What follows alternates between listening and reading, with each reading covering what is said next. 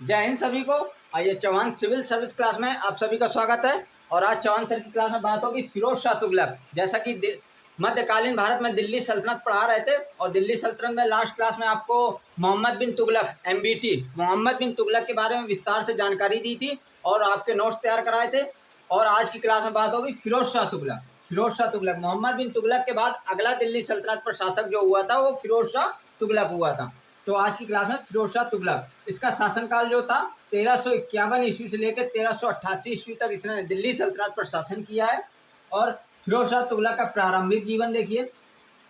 1351 में, जैसा कि बताया, 1351 में मोहम्मद बिन तुगलक MBT की सिंध में मृत्यु हो जाती है। कैसे होती है? सिंध में जब ये विद्रोह हो जाता है, मोहम्मद बिन तुगलक सिंध में हुए विद्रोह को दबाने के लिए सिंध जाता है और उस विद्रोह को दबाते समय वो बीमार हो जाता है और बीमारी के कारण मोहम्मद बिन तुगलक की 1351 में मृत्यु हो जाती है। उस मोहम्मद बिन तुगलक की मृत्यु हो जाने के बाद दिल्ली सल्तनत का अगला शासक फिरोज शाह तुगलक बनता है। दिल्ली सल्तनत का अगला शासक 1351 में दिल्ली की गद्दी पर बैठता है फिरोज शाह तुगलक। और ये मोहम्मद बिन तुगलक का चचेरा भाई था। फिरोज शाह तुगलक मोहम्मद बिन तुगलक का चचेरा भाई था।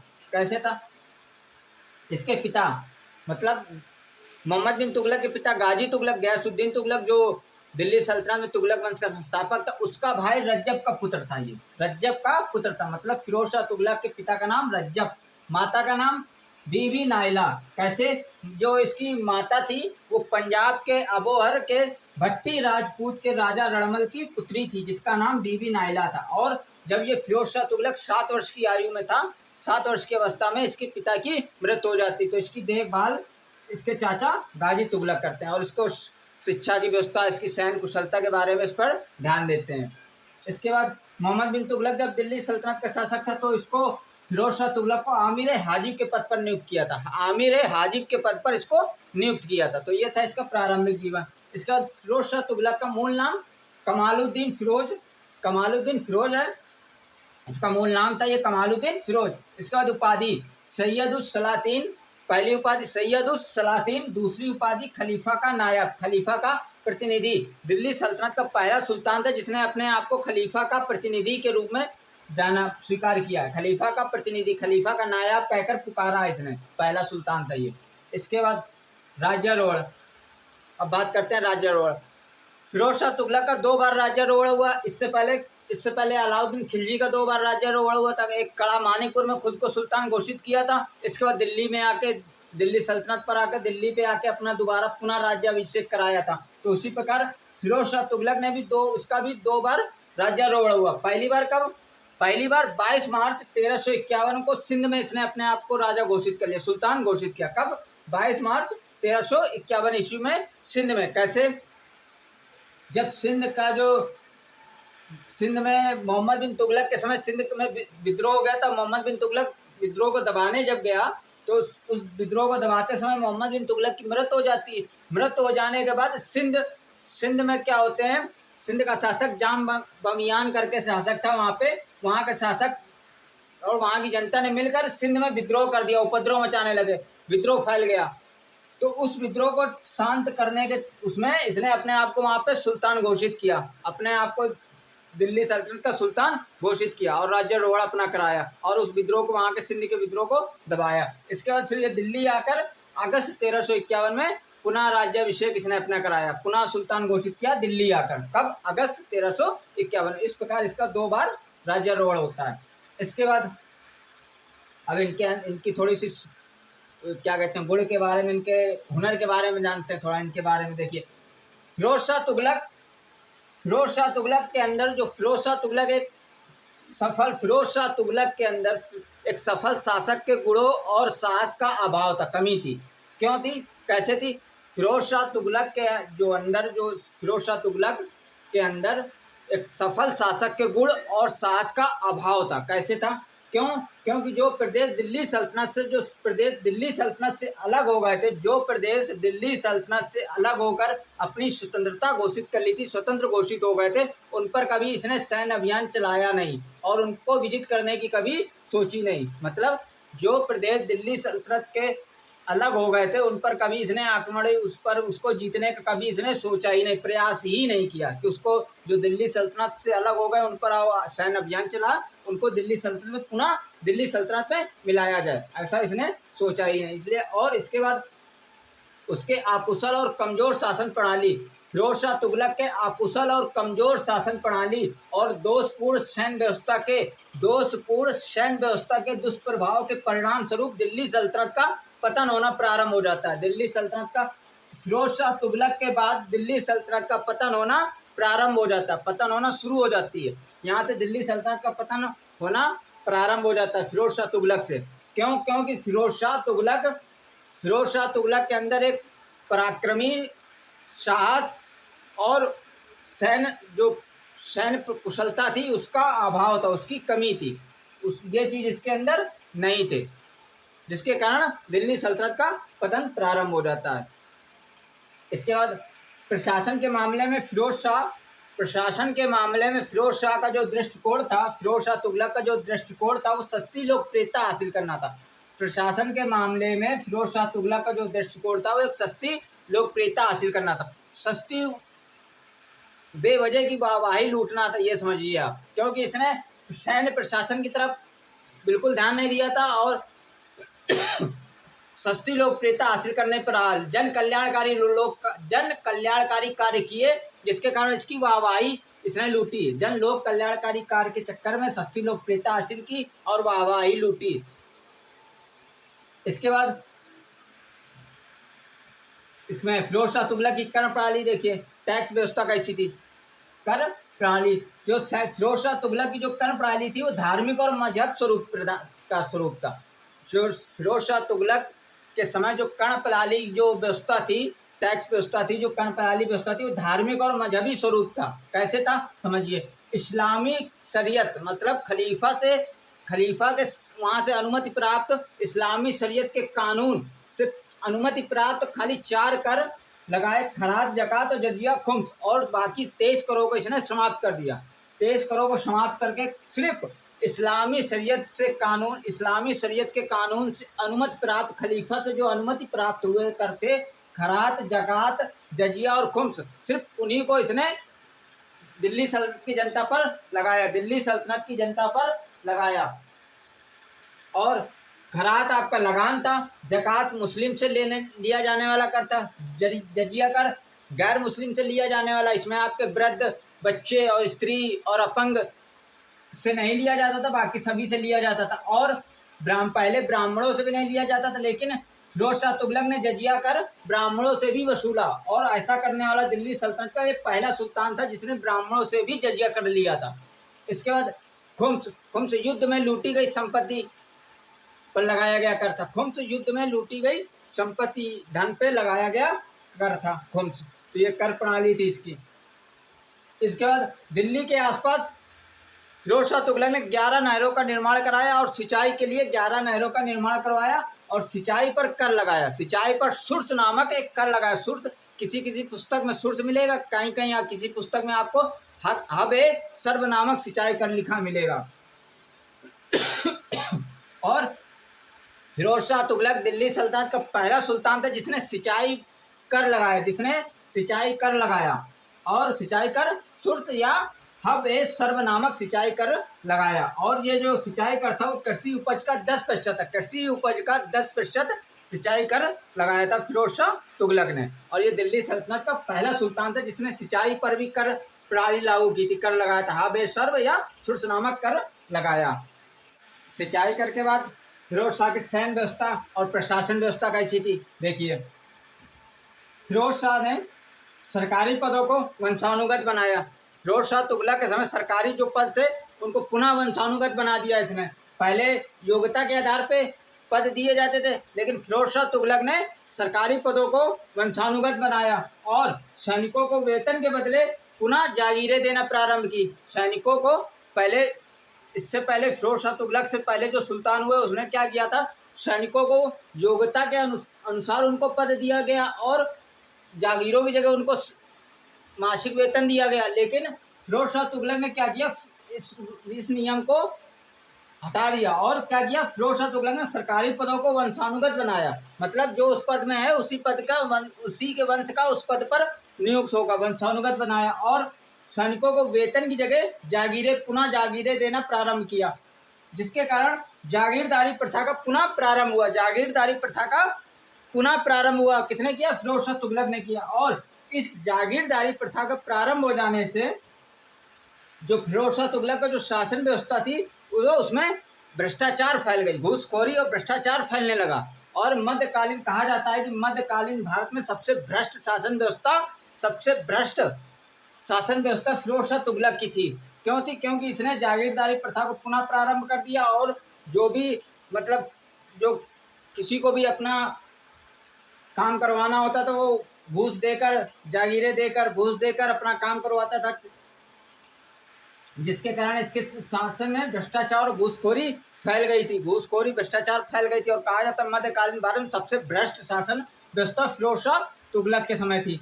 इसके बाद फिरोज शाह तुगलक ने साम्राज्य विस्तार हेतु कोई सैनिक कार्य नहीं किए। साम्राज्य, जैसा कि मैंने आपको बताया, इस सैन्य प्रशासन में ये अकुशल रहा, अभाव था इसका। इसने कोई भी दिल्ली सल्तनत से अलग हुए प्रदेशों को जीतने का प्रयास ही नहीं किया। तो साम्राज्य विस्तार है तो उसने कोई सैन्य कार्य किए ही नहीं, सैनिक कार्य गतिविधियां इसने की नहीं।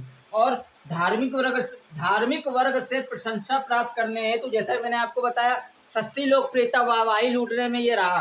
तो धार्मिक वर्ग से प्रशंसा प्राप्त करने हैं तो उसने क्या किया? उड़ीसा के जगन्नाथ मंदिर को हानि पहुंचाई और हिमाचल प्रदेश के कांगड़ा के ज्वालामुखी मंदिर को हानि पहुंचाई। और कांगड़ा के ज्वालामुखी मंदिर से संस्कृत के 1300 ग्रंथ, कांगड़ा के ज्वालामुखी मंदिर के पुस्तकालय से संस्कृत के 1300 ग्रंथों को ये दिल्ली ले आया और उसका कुछ का अरबी और फारसी भाषा में अनुवाद कराया और कुछ को जला दिया। कुछ का अनुवाद कराया इसने फारसी भाषा में, अरबी भाषा में, और कुछ ग्रंथ को इसने जला दिया। इसके बाद फिरोज शाह तुगलक ने खुद को खलीफा का नायाब, खलीफा का प्रतिनिधि कहा है और ऐसा करने वाला दिल्ली सल्तनत का ये पहला सुल्तान था। सिक्कों पर इसने अपने पुत्र फतेह खां का नाम और खलीफा का नाम अंकित कराया है। सिक्कों पर फिरोज शाह तुगलक ने अपने पुत्र फतेह खां का नाम और खलीफा का नाम अंकित करवाया। ऐसा करने वाला ये दिल्ली सल्तनत का पहला सुल्तान था। इसके बाद फिरोज शाह तुगलक ने 3 प्रसिद्ध नगर का निर्माण भी करवाया, हिसार और फिरोजा, जौनपुर और फिरोजाबाद। जौनपुर जो नगर था उसका निर्माण फिरोज शाह तुगलक ने करवाया था और अपने भाई जौना खां की स्मृति में करवाया था। जौनपुर के जो नगर का निर्माण फिरोज शाह तुगलक ने अपने भाई जौना खां की स्मृति में करवाया था। और फिरोजाबाद का निर्माण और हिसार और फिरोजा का भी नगर निर्माण फिरोज शाह तुगलक ने करवाया। इसके बाद सिंध पर आक्रमण किया जो असफल रहा और वहाँ पे एक सिंध के सैनिकों से फिर वहाँ से ये वापस चला आया तो सिंध के सैनिक ने इनका पीछा किया और सिंध के सैनिकों ने इनका पीछा करते समय एक कहावत प्रसिद्ध हुई, देख सेक प्रथा का कमाल, एक तुगलक मर गया जरा दूसरे को संभाल। एक तुगलक मर गया, सिंध को दबाने के विद्रोह को दबाने के लिए मोहम्मद बिन तुगलक गया जहाँ उसकी मृत्यु हो गई थी, तो इसलिए कहा गया एक तुगलक मर गया जरा दूसरे को संभाल। दूसरा तुगलक आया, उसका भाई गया था सिंध पर आक्रमण करने, तो ये भी असफल रहा था। तो ये कहावत प्रसिद्ध हो गई थी, देख से प्रथा का कमाल, एक तुगलक मर गया जरा दूसरे को संभाल। तो ये कहावत प्रचलित हो गई जो इसका सिंध पर आक्रमण इसका असफल रहा। इसके बाद दिल्ली, वहाँ से सिंध से असफल होने के बाद दिल्ली पहुंचा। दिल्ली पहुंचते ही इसने एक महत्वपूर्ण घोषणा कर दी। दिल्ली पहुंचते ही फिरोज शाह तुगलक ने एक महत्वपूर्ण घोषणा की कि जो सैनिक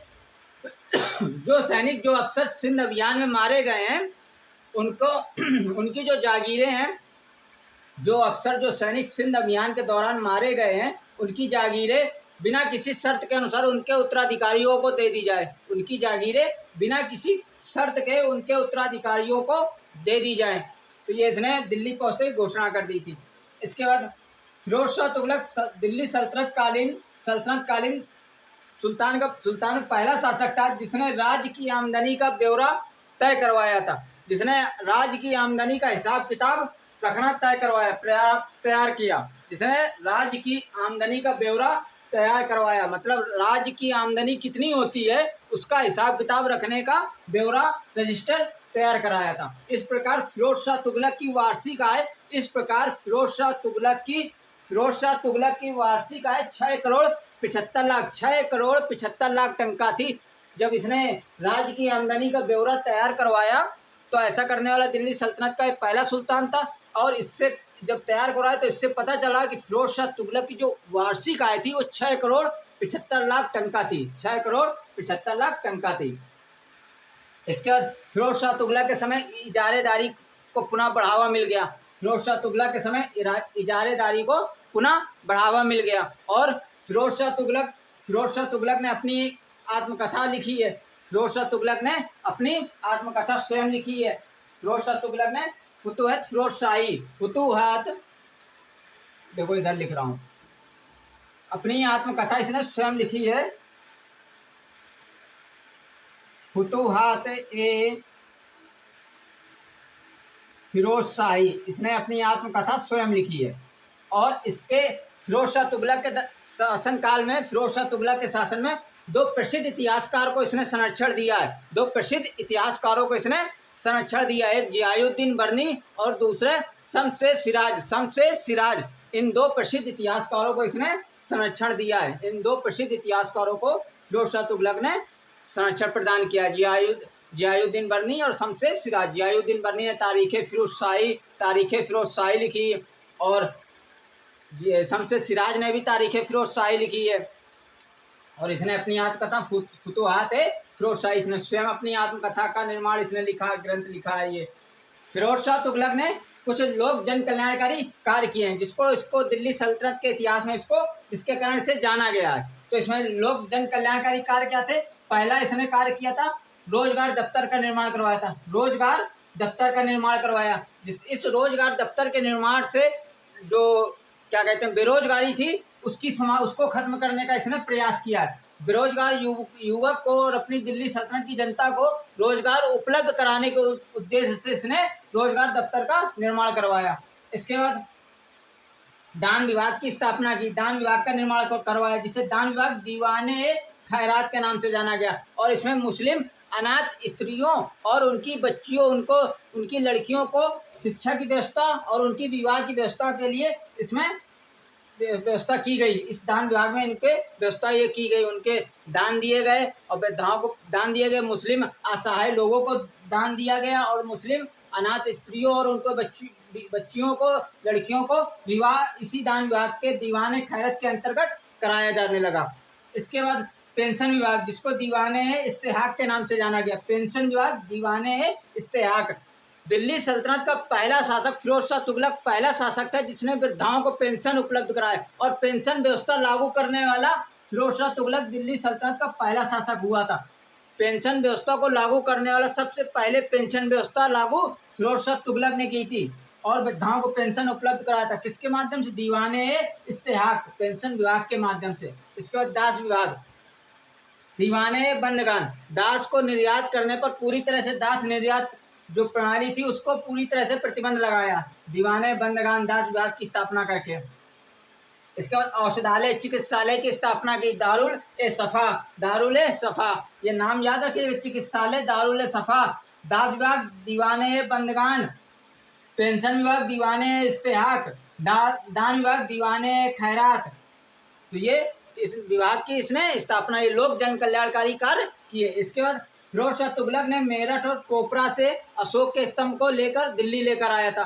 अशोक के स्तंभ को दिल्ली लाने वाला दिल्ली सल्तनत का एकमात्र शासक फिरोज शाह तुगलक था, जो मेरठ और टोपरा अम्बाला में स्थित अशोक के स्तंभ को दिल्ली लेकर आया। इसके बाद इसने ससगनी नाम का एक सिक्का चलवाया और एक सिक्का अद्दा और 1/2 बिक और 1/4 तांबे और चांदी के सिक्के इसने प्रचलित किए। फिरोज शाह तुगलक के समय प्रमुख आविष्कार, इसके समय का प्रमुख आविष्कार था आपका फिरोज शाह तुगलक द्वारा समय सूचक उपकरण का प्रयोग करना था। सबसे महत्वपूर्ण आविष्कार था फिरोज शाह तुगलक के समय समय सूचक उपकरण का पहली बार प्रयोग इसने फिरोज शाह तुगलक ने किया था। इसके बाद फिरोज शाह तुगलक के समय भवन निर्माण को काफ़ी प्रोत्साहन मिला है।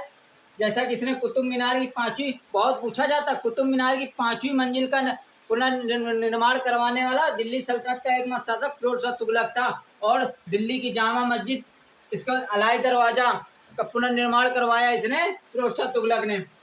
इस प्रकार हेनरी 1388 में इसकी मृत्यु हो जाती है, बीमार और चिंतन में ज़्यादा हो जाता है उत्तराधिकारी को लेकर अपने, इस कारण ये वृद्ध हो जाता है, वृद्धावस्था में बीमार पड़ जाता है और चिंतन की वजह से इसकी उत्तराधिकारी को लेकर ये बहुत चिंता में रहता है, जिसके कारण इसकी अचानक से मृत्यु हो जाती है।